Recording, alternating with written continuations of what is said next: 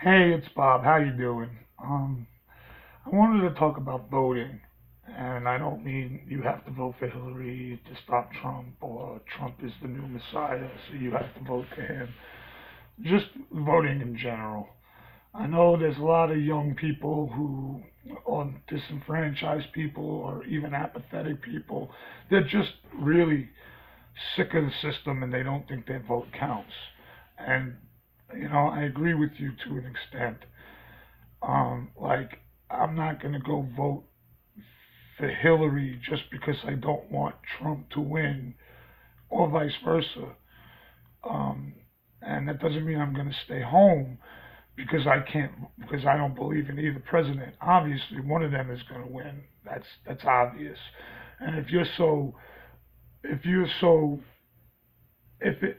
your choices make it so you don't want to go at all because you don't think it matters, it actually does, because they do watch the statistics of the third parties. I mean, hey, some of you don't even know that there is a third party. I wouldn't think most of the people who are watching right now, because the people who subscribe to me, and there's only a few of them, they seem like they're pretty intelligent people.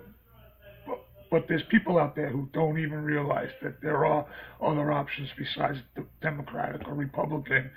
And even the ones who do realize that sometimes don't even realize, I didn't realize until recently, that their private companies, not really they're part of the political process, but they're private entities. It's not like you're deemed to have a choice either way. It's like Coca Pepsi.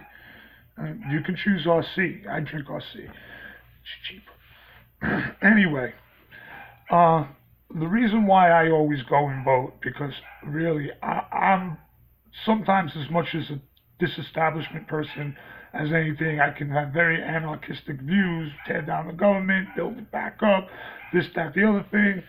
And I know that a lot of the shit that's in my head is not even feasible, but I mean, it's gotten so bad. I think like that now. Like to me, Trump, if he destroys our way of life, then we'll just rebuild a new one. So it's not like he's going to be able to do anything that's so bad. If your standard of living changes because of Trump, then at least some people will have a plan to make a new one. But that's not even my thing about the voting. It's important to vote because they track the third party statistics. I'm sorry I got off topic. The third party statistics. So I know Jill Stein is not going to win.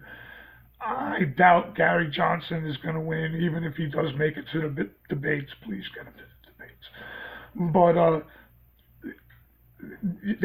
you need to show that there are other people out there that do have an opinion, that are tired of the same old. Because if every election time those third party numbers as a whole combined keep creeping up, it's going to show people, yes, there are other people out there, and it's going to show the politicians that there's a big chunk of America that neither party is reaching to. I know it sounds crazy. You say, well, why go through all that trouble if you know your guy's not going to win? There's no candidate out there that is going to be exactly what you want them to be. And just because you are a Republican or you are a Democrat doesn't necessarily mean that every Republican and Democrat is going to always follow party lines.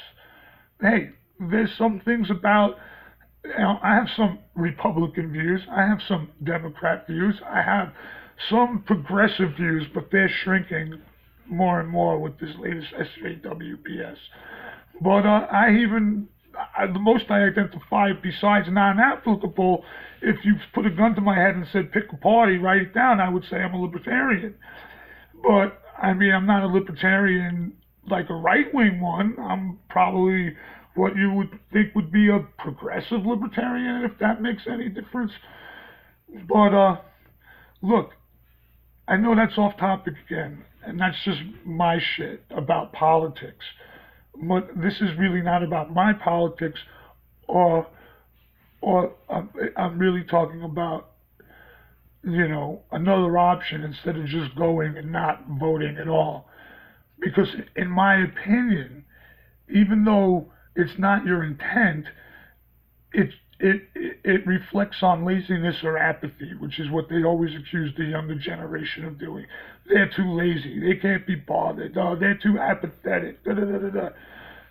Maybe that's not your intention. A lot of people do it, used to do it for the same reason I didn't go and vote.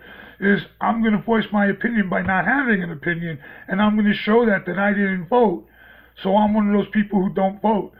But they never, their spin on that is always laziness and apathy. Don't show them that you're lazy or apathetic, man. Show them that you care enough to go and vote for a whack job. I mean, yeah, pick the craziest fucking sign fucking Kermit the Frog in if you have to. Put in your favorite rap, rock, media star, whatever. Sign Weird Al. Put in Christy Yamaguchi, whatever. Or just pick somebody on the ballot who you know is going to be a stinker. Doesn't have to be Jill Stein or Gary Johnson. I'm sure there's some other whack job who's going to be on your ballot too. I mean, some real fucking, like, what the hell. Look, last election, Roseanne Barr got on the ballot in 3 states. I think she was running for the Green Party, but I didn't even know it was for the Green Party. I just heard Roseanne Barr was going to be on the ballot. So you know what I did? I voted for Roseanne Barr. Not because I wanted Roseanne Barr to be the president, because that'd be fucked. But because I wanted to show people that, you know, there are some whack jobs who will vote for Roseanne Barr. And maybe if you get it past 1 or 2%, they'll stop seeing us as whack jobs and start seeing us as people who are disenfranchised and upset. I mean, it's already starting to come out this election with Bernie and Trump. So, you know, don't just stay home. Go and vote. I mean, if it's gonna cost you a day's work to go and vote or some shit like that, yeah. If you don't have the ID and they're cracking down on the laws in your state and you just can't have the wherewithal to deal with it, yeah, I can understand that, man. But if you are a registered voter, then go and vote. Go and vote. I mean, to me, it's so easy. They mail the ballot to my house now. I mean, I've lived here long enough to where I can just mail it in. But a lot of times I go to the booth anyway. The reason to really go to the booth, even if you're not going to cast a vote for Hillary or Trump, is you got to listen to what these people are saying, not just what's on the news. You got to go there and hear the people themselves. Because just listening to that shit on the news and just watching the news, you're only getting sound bites. You're only getting an opinion from one direction or the other. You know, even if it's regular, it's supposed to be neutral news, you're only seeing the most extreme of any side. So when you go on the lines, you get to see if the majority of those people really are fucked up. And I've noticed down here when I've gone to vote and I've had to wait on the line for an hour and a half. I mean, I'm in Florida. There's all sorts of people. I got young people, old people, this person, that person, people with their rebel flags, people with their fucking Grateful Dead shirts, you know, all kinds. And you know what?